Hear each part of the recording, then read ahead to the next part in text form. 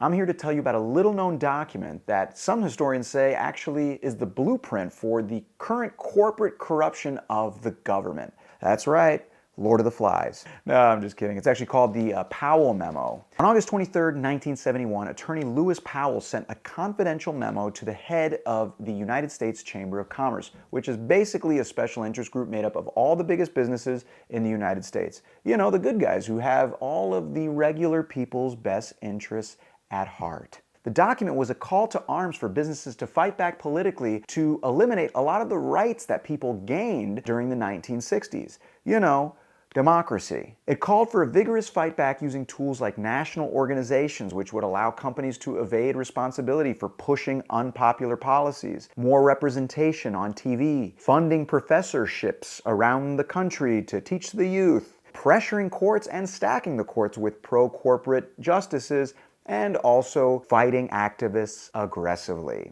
The document said that political power for corporations is necessary and must be used without embarrassment. If there's one thing we can all agree on, it's that companies are no longer embarrassed of anything.